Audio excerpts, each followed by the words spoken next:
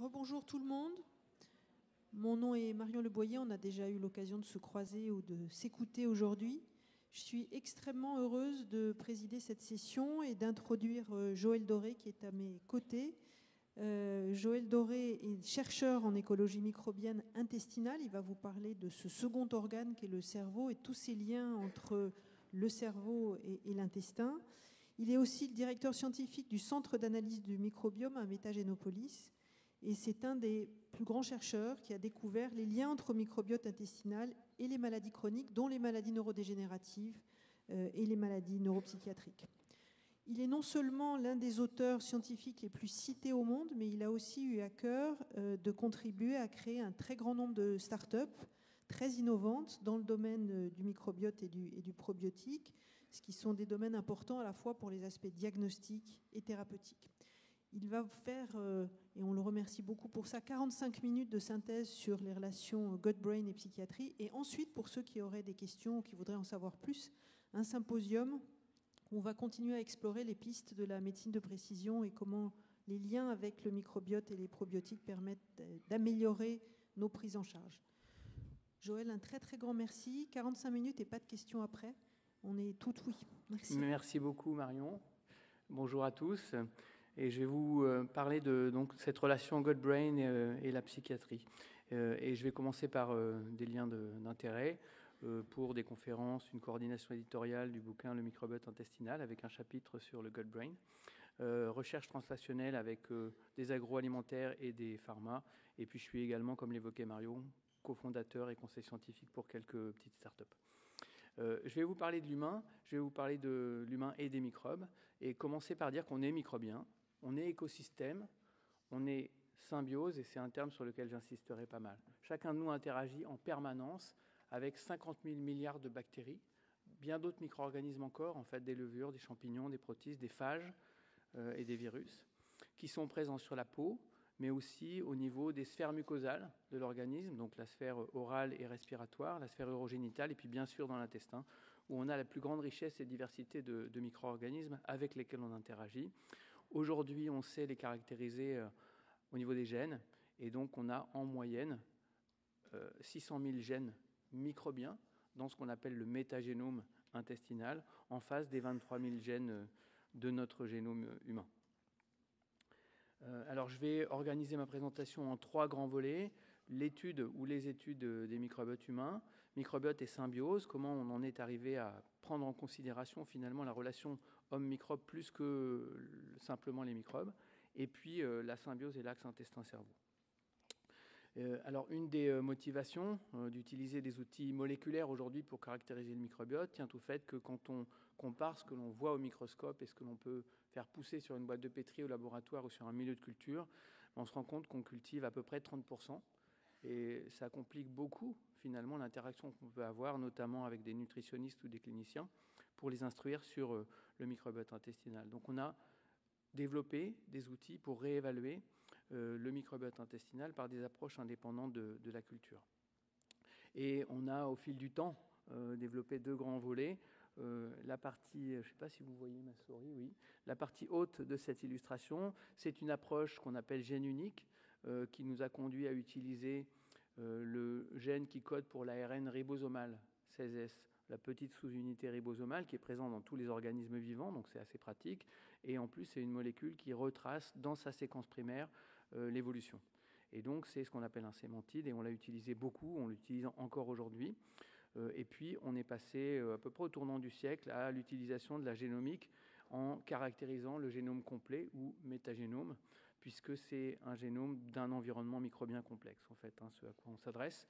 Et bien sûr, ça passe par du séquençage nouvelle génération, beaucoup de data science. Et ce que je rajouterais par rapport à ça, c'est que la méthode la plus récente, finalement, la métagénomique, c'est une méthode dont on sait qu'on peut la standardiser, alors que l'approche gène unique n'est pas standardisable, donc elle est valable finalement pour un laboratoire. Ça complique aussi beaucoup la vision qu'on peut avoir de ce que des petites sociétés renseignent en fait à Monsieur Tout-le-Monde sur son microbiote intestinal. Alors, quelques messages qu'on a pu apprendre en utilisant ces outils. On est doté d'une énorme richesse d'espèces, de micro-organismes, et également de gènes. Et donc là, ce que représentent ces courbes, c'est l'augmentation en nombre de gènes indépendants obtenus ou caractérisés en fonction du nombre d'individus dont on a analysé les échantillons, les selles principalement en fait.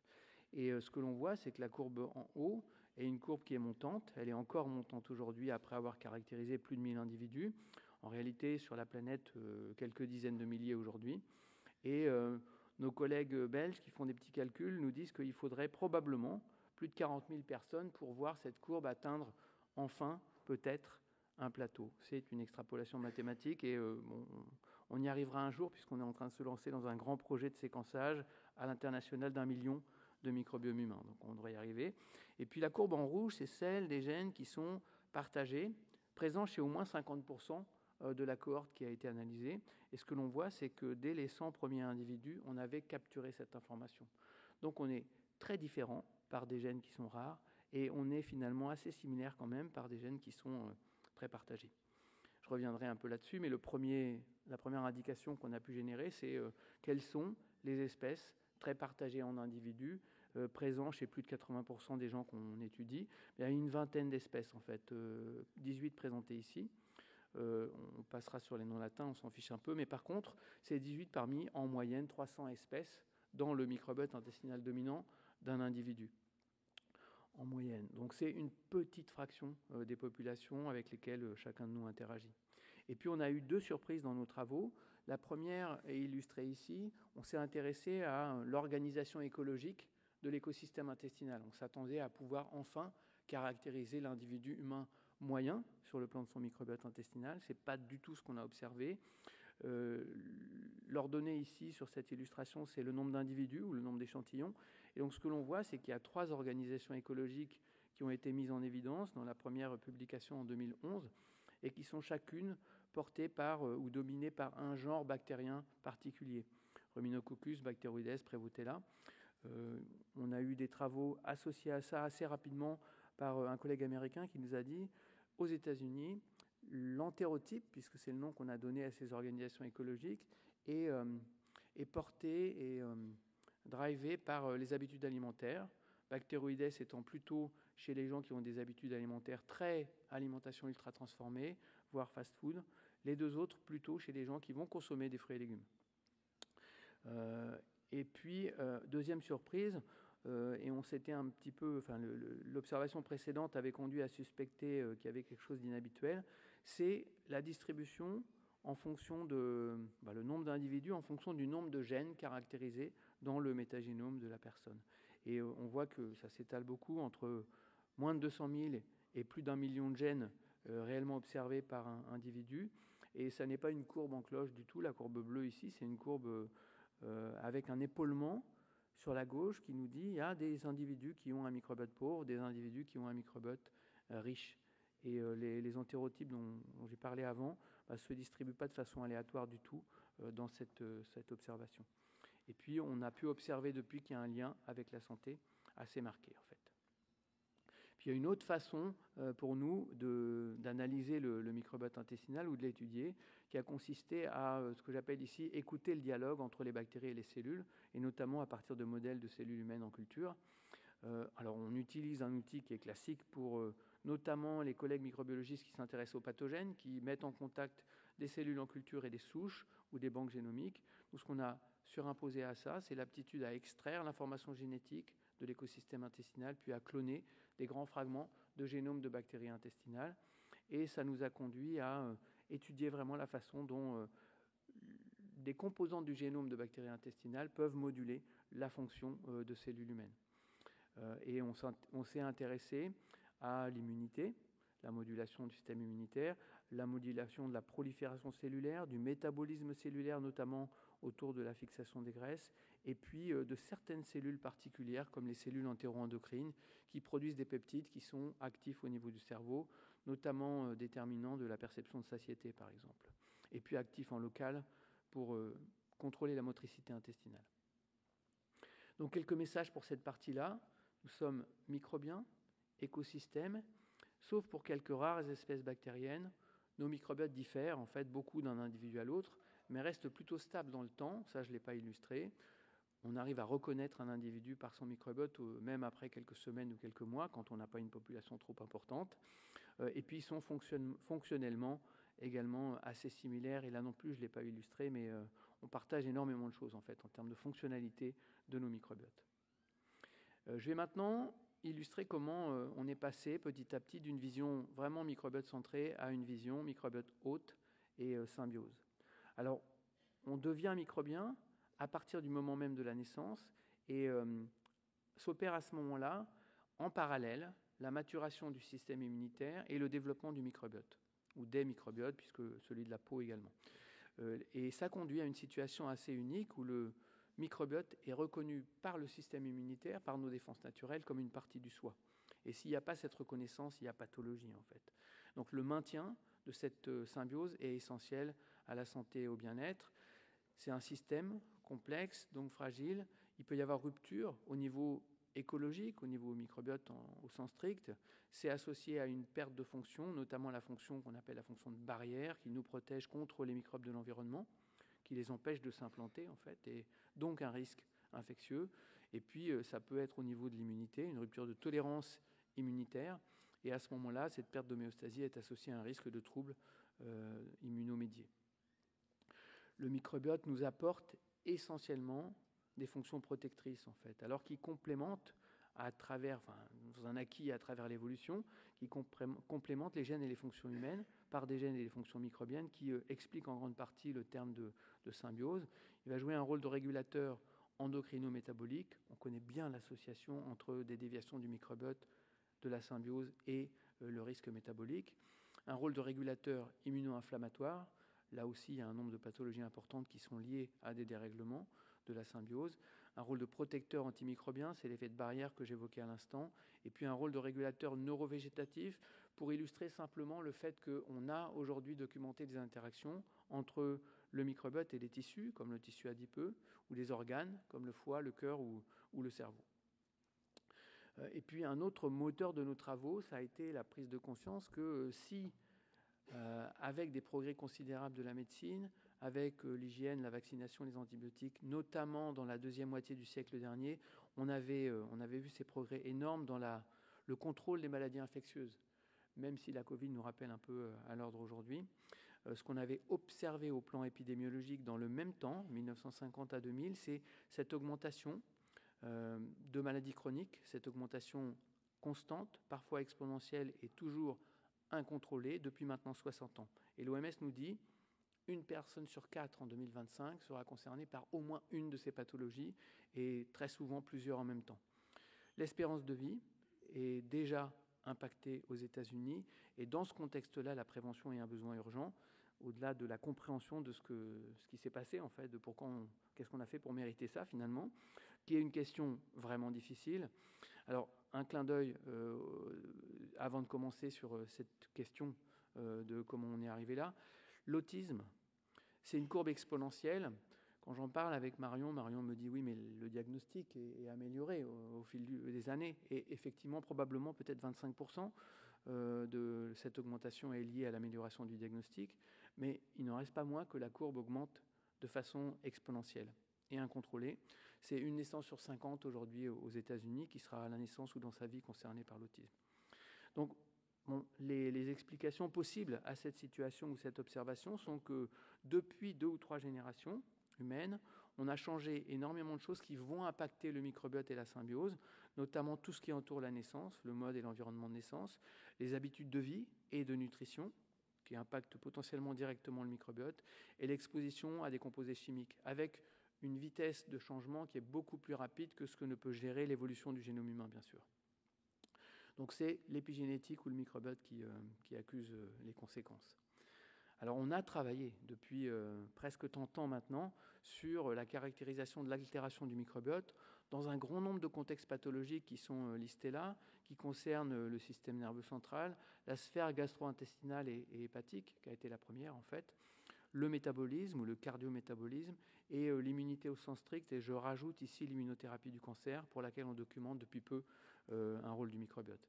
Mais on s'est rendu compte récemment que ce à quoi on a affaire, ce n'est pas seulement cette altération du microbiote, mais c'est vraiment une altération de la symbiose microbiote-hôte, avec pour les paramètres de l'hôte, une perméabilité ou une hyperperméabilité intestinale, un état inflammatoire, souvent de bas grade, et un stress oxydatif, dans un contexte où on n'a pas de traitement et très souvent pas de prévention non plus en fait.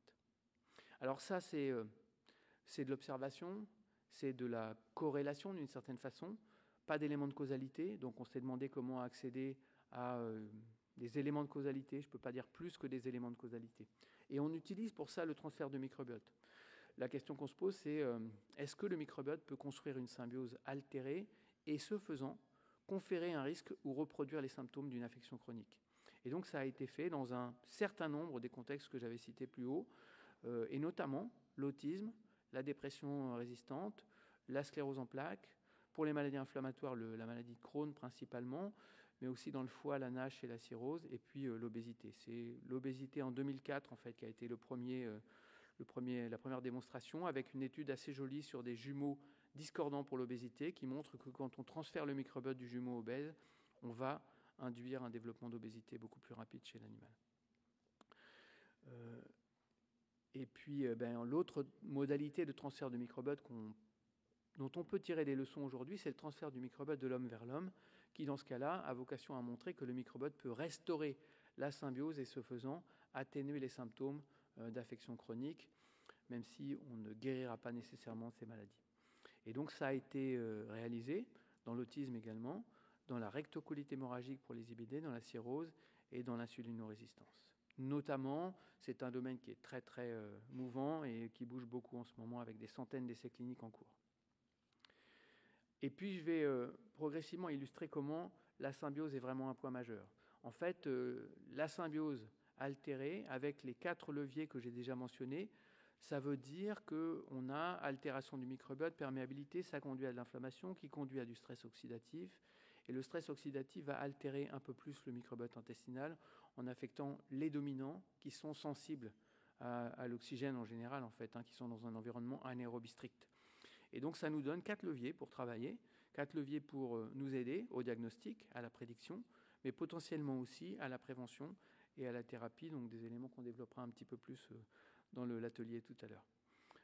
Et c'est un contexte où on a potentiellement un cercle vicieux, et ça veut dire énormément. En fait, c'est un domaine sur lequel les gens qui travaillent sur la théorie des systèmes complexes nous renseignent à travers des bouquins. René Thom, un mathématicien français dès 1983, parlait d'états stables alternatifs et d'hystérésis. Ça a été repris récemment par Martin Schaeffer en Hollande, qui lui l'applique non seulement aux systèmes biologiques, mais aussi aux systèmes sociétaux comme les crises économiques. Comment ça marche en quelques clics? On a un écosystème à l'état normal, on peut le stresser et il va être perturbé par le facteur de stress, mais rester dans une gamme de robustesse où finalement, quand on enlève le stress, il revient à son état initial. C'est exactement ce qui se passe quand vous preniez un cours d'antibiotiques en fait. Votre écosystème intestinal, même si ce n'est pas la cible, est perturbé, et quand on arrête l'antibiotique, en 1 mois ou 2, il va revenir à son état initial avec pratiquement les mêmes espèces dominantes. Si on va au-delà de la robustesse du système, à ce moment-là, on active le cercle vicieux et on installe un état stable différent, qui va être stable effectivement, si bien que même si on retire les conditions de stress, tant que le cercle vicieux est installé, l'écosystème va rester altéré et la symbiose va rester altérée. Il faudra chercher des conditions vraiment très peu stressantes pour espérer faire revenir le système à son état initial. Donc c'est ce qui illustre la petite bille qui passe d'une vallée à l'autre et qui nous dit que finalement, quand on bascule dans la maladie, le retour à l'état initial peut être très compliqué pour l'instant à gérer. Alors les 2 éléments clés de cette interaction sont le microbiote et le système immunitaire, l'inflammation. Et donc on oppose très souvent ce qu'on a appelé rapidement symbiose avec une dysbiose, un état de symbiose altéré où les signaux qui viennent du microbiote sont plutôt des signaux pro-inflammatoires et où ces altérations vont s'entretenir, voire même laisser la place un peu plus facilement à des pathogènes par la perte de l'effet de barrière. Alors, on a essayé de démontrer ça à travers le projet de Vercé que je pilote aujourd'hui. Et la question qu'on posait, c'est est-ce qu'une inflammation chronique peut suffire pour induire à elle seule une altération durable de la symbiose? Donc, on a utilisé un modèle rat dans lequel on instille de l'inflammation avec le sulfate de dextransodium des cours successifs de 3 jours de façon chronique, et puis on laisse les animaux tranquilles pendant 40 jours, et à ce moment-là, on va essayer de voir si les animaux sont revenus à l'état initial, c'est ce que j'appelle ici résilience, avec comme paramètres principaux l'état de l'histologie, donc la qualité de la paroi intestinale et le microbiote intestinal, ou est-ce que les animaux sont altérés sur ces deux paramètres ou sur au moins un des deux paramètres. Et ce que l'on voit, c'est que jusqu'à 1% de DSS, finalement les animaux ont tendance à revenir à l'état initial, 75% de la population étudiée. Il y a quelques animaux qui ont un des paramètres qui reste altéré, et puis aucun pratiquement, enfin un ici, sur 40 qui reste en situation doublement altérée. Par contre, quand on a 2 ou 3% de DSS, on a une majorité d'animaux qui vont être avec soit un des paramètres, soit les deux paramètres durablement altérés. Donc on a généré un modèle d'altération durable de la symbiose. Quelques messages pour cette partie-là. Nos tissus et organes interagissent avec nos microbes interagissent avec nos tissus et organes, avec des bénéfices mutuels qui sont vraiment typiques d'une relation de symbiose. Une symbiose altérée s'accompagnera de pertes de fonctions, à la fois les fonctions de barrière contre les microbes de l'environnement en général, les pathogènes en particulier, et puis altération de la perméabilité et de l'inflammation. Et puis ce cercle vicieux, en fait, ces cercles vicieux et les états alternatifs pourraient être des caractéristiques d'une symbiose altérée dans la relation humain-microbe. Et je vais essayer d'illustrer comment ce concept-là, ces notions-là, sont pertinentes pour ce qui est de l'axe intestin-cerveau, en illustrant par quelques slides à chaque fois des domaines comme microbiote et comportement animal, microbiote et troubles neurologiques, et puis des modes d'action dans la dépression, dans l'autisme. Alors l'axe intestin-cerveau, on connaissait très bien, bien sûr, ce qui est de haut en bas, par la voie nerveuse, et qui régule des petits soucis intestinaux quand on a un examen à passer, par exemple. Mais par contre, ce qui était moins bien connu, et c'est des recherches qui ont une quinzaine d'années maintenant, c'est que ça procède aussi dans l'autre sens, de l'intestin vers le cerveau, via la voie nerveuse, via le nerf vague notamment, mais aussi via la voie sanguine, avec 3 vecteurs possibles, des petites molécules produites par les micro-organismes eux-mêmes, des acides gras à chaîne courte par exemple, mais aussi des précurseurs de neuromédiateurs, des cytokines et des métabolites produits par les cellules de l'immunité, et puis des molécules produites par des cellules entéro-endocrines, des cellules spécialisées de la paroi intestinale. Paroi intestinale qui incidemment est une monocouche de cellules humaines qui sépare le contenu intestinal microbien de la voie sanguine. Donc on a cette signalisation qui existe, et alors qu'est-ce que ça veut dire ou qu'est-ce que ça signifie quand on s'intéresse au comportement animal? Ce qu'ont fait nos collègues canadiens, c'est utiliser les mécanismes de transplantation croisés, donc en utilisant 2 lignées de souris, une lignée plutôt stressée, active, hyperactive on va dire, et une lignée calme. Et en dérivant ces souris en conditions d'élevage sans germes, on peut effectivement les réinoculer avec le microbiote de leurs collègues. Et ce qui se passe dans ce cas-là, c'est qu'on démontre que c'est le microbiote qui détermine le comportement stressé, anxieux ou le comportement calme en fait. Et donc on a une démonstration assez forte qu'il y a probablement un lien de causalité qui est porté par le microbiote. Il y a également dans ces travaux des mesures de neuromédiateurs au niveau du cerveau qui montrent qu'on a une modulation des concentrations des neuromédiateurs comme le BDNF par exemple. Voilà. Un autre travail a montré qu'un probiotique peut diminuer le comportement anxieux et le comportement d'abandon sur un modèle souris, un Lactobacillus rhamnosus, et dans ce cas-là, on fait des mesures normalisées sur un labyrinthe en croix ou un contenant avec de l'eau, et où on mesure le temps passé par l'animal dans le bras ouvert, non anxieux, ou le temps passé à lutter contre cette situation stressante pour la souris. Et donc on montre bien que le probiotique, ici Lactobacillus rhamnosus, peut diminuer l'hormone de stress cortisol, altérer les récepteurs au GABA dans diverses aires cérébrales, et ça se traduit par ces modifications du comportement. On a un levier qui permet d'agir à la fois sur la signalisation neuronale et puis peut-être aussi sur des aspects de perturbation au niveau intestinal. Ici, l'impact sur le cortisol. Donc, quelques messages pour cette partie-là. Microbiote et cerveau sont reliés par des voies de signalisation multiples. L'axe intestin-cerveau est un domaine de recherche encore récent. La présence de microbiote impacte la signalisation au niveau du cerveau. Je ne l'ai pas illustré, mais il y a des travaux simplement de marquage en fait, avec des produits qu'on peut détecter par mesure de radiation, qui montrent que chez le germ-free, il y a un passage au niveau du cerveau énorme. En fait, la barrière hémato-encéphalique est poreuse, alors que dès qu'on implante un microbiote, ou chez un animal conventionnel, bien, on n'a plus cette porosité de la barrière. Et puis moduler le microbiote permettrait de moduler ces comportements.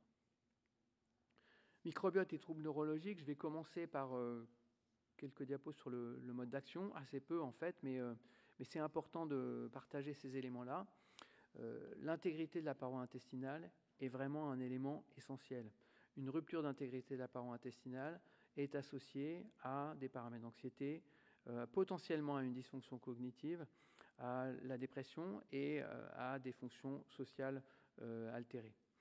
Et c'est un peu potentiellement une plaque tournante, en fait, un élément initiateur de tout un tas de dérèglements, même si on n'a pas en médecine les outils pour le mettre en évidence de façon très simple. On va plutôt regarder ce qui vient juste après, qui est l'inflammation, parce que l'on a les outils biologiques pour le faire.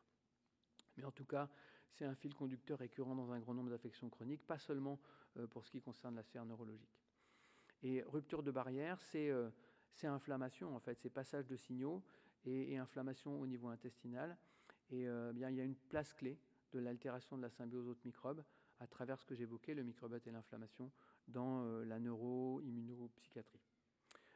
Une autre illustration que je peux donner ici, c'est que quand il y a perméabilité au niveau intestinal, il y a passage de signal, il y a production d'inflammation et donc immédiatement vectorisation par le sang de signaux pro-inflammatoires.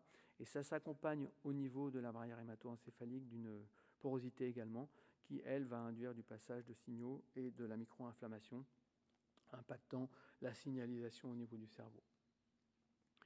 Ma diapositive, elle est là, je suis désolé, j'en ai déjà parlé un petit peu, mais c'est simplement pour illustrer le fait qu'on a cette perméabilité au niveau de la barrière hémato-encéphalique chez la souris sans germe, qui est immédiatement stoppée dès qu'on a un animal ex-germ-free, donc qui a été inoculé avec un microbiote ou un animal conventionnel.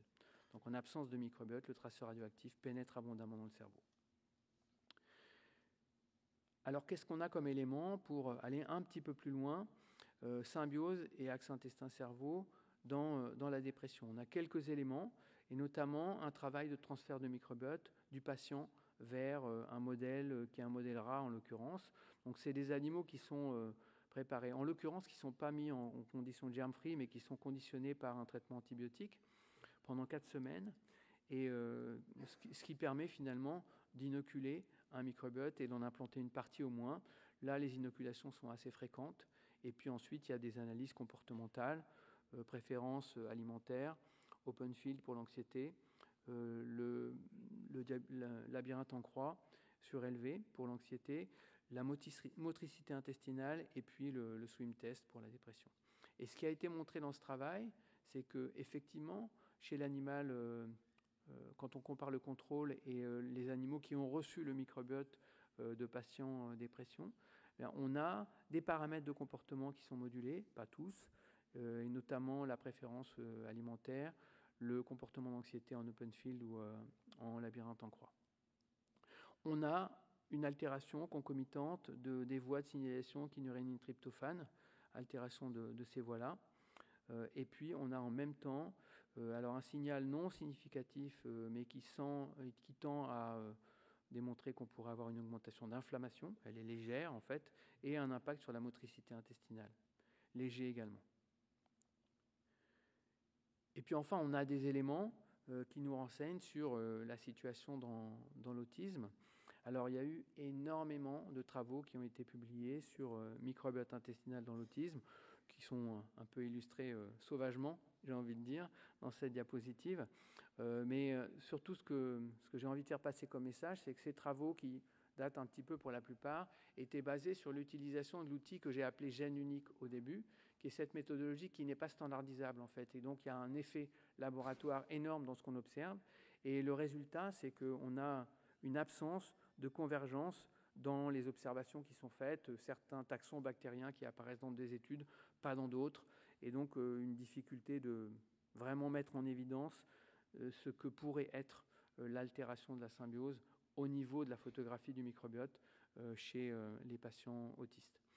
Et par contre, bien, on sait que les troubles du spectre de l'autisme sont très très fréquemment associés à des symptômes intestinaux et qui sont impactants et qui sont aussi associés à un dysmétabolisme du microbiote. Ce que montre cette diapositive, c'est chez des autistes, quand on classe, en fait, quand on structure les symptômes intestinaux en faible, en bleu ou fort en mauve, on s'aperçoit que c'est lié de façon significative à des altérations plus marquées quand on a de forts symptômes intestinaux de différents paramètres comme la parole, le comportement ou les interactions sociales, les aspects cognitifs et les aspects d'aptitude à des exercices physiques.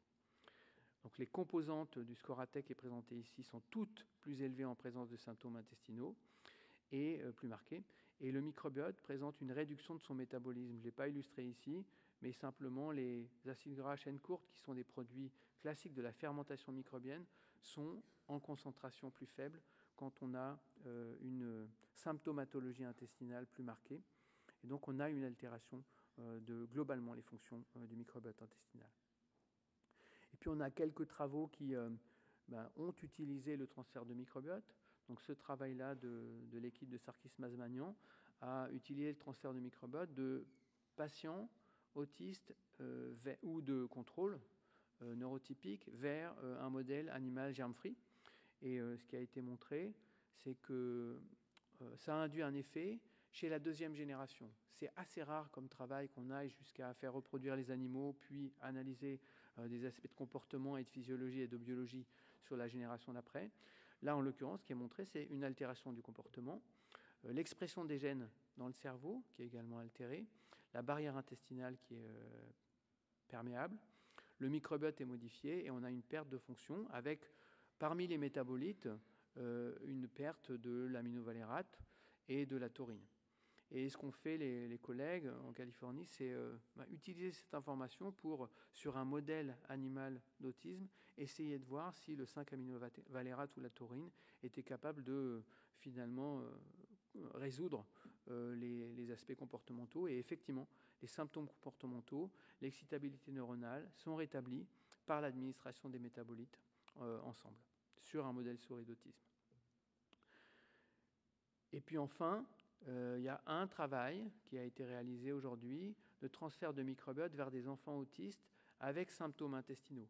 La promesse des équipes autour de Jim Adams aux États-Unis était d'abord et avant tout de résoudre les symptômes intestinaux. Donc tous les sujets, seulement 18 enfants autistes dans une étude ouverte, avaient des symptômes intestinaux et ils recevaient pendant 15 jours en guise de préparation de l'écosystème en fait, de la vancomycine, plus une préparation colique, avant un traitement assez intensif avec une dose initiale forte par lavement anal, et puis ensuite des doses quotidiennes sur 2 mois avec des capsules qui contenaient du contenu intestinal congelé. Les sujets sont suivis pendant 4 mois au niveau du microbiote, des symptômes intestinaux et des scores de composantes de l'autisme. Et ce qui est montré à droite ici, c'est les résultats sur la symptomatologie intestinale. Et ce que l'on voit, c'est que dès 2 semaines, on a un effet significatif sur la symptomatologie intestinale qui continue à s'accentuer, y compris après l'arrêt de l'administration. Et de fait, les parents ont rapporté des effets qui durent 1 an, 2 ans, 3 ans. Et puis, il y a une amélioration qui met 1 mois à être mesurable de façon significative des scores de l'autisme, ici le PGI-3. Et les parents ayant observé des améliorations prolongées après 2 ans, en fait, sont revenus vers les collègues chercheurs en leur disant réanalysez nos enfants parce qu'on a l'impression que ça va quand même beaucoup, beaucoup mieux. Ils commençaient l'étude avec 80% d'enfants avec un autisme sévère, ils terminent l'étude avec 20% d'autisme sévère 2 ans après, et 44% des enfants sont sortis du spectre de l'autisme sur la base des paramètres leur mesure en fait, du PGI-3. Et donc, je trouve que ces résultats sont vraiment intéressant. Peut-être que c'est à reproduire et il y a un travail qui devrait normalement commencer en France qui se donne un petit peu comme objectif de faire quelque chose d'assez similaire en fait, sur des petits voire des tout petits. Alors cet aspect caractérisation de la dysbiose, puis en termes de fonctionnalité potentielle, transfert de microbiote vers des modèles, puis transfert de microbiote fécal, on les voit se développer de plus en plus. Il y a beaucoup plus de travaux sur la description de la dysbiose. Malheureusement, comme je l'ai dit, assez peu convergents encore aujourd'hui, même si le développement de la métagénomique devrait aider un peu. Et puis, les travaux que j'évoquais, Charonne 2019 sur le transfert d'autistes vers des modèles animaux, et puis Kang 2017-2019, le transfert de microbiote de l'homme à l'homme. Les symptômes gastro-intestinaux sont plus prévalents dans un grand nombre de ces contextes-là, et donc ça invite à prendre en compte l'état de la relation hôte-microbiote dans ces contextes. Voilà, pour conclure, l'humain est microbien, écosystème, symbiose, j'espère que j'aurai instillé cette petite graine dans vos esprits. Une symbiose altérée est un facteur de risque notamment associé à des pertes de fonctions protectrices. Une symbiose altérée associée à de nombreuses affections, y compris des troubles du neurodéveloppement et des troubles de santé mentale. Le maintien de la symbiose et sa restauration ont, sur cette base, leur place dans une stratégie globale de prévention et de thérapie. Et la nutrition, les compléments alimentaires, mais aussi potentiellement le transfert de microbiote ou ce qu'on peut appeler plus globalement la microbiothérapie, sont des leviers qui devraient avoir une place majeure dans la prévention ou dans les traitements, évidemment, suivant l'état des patients. Voilà, je vous remercie de votre attention. Je pense que je n'ai pas débordé.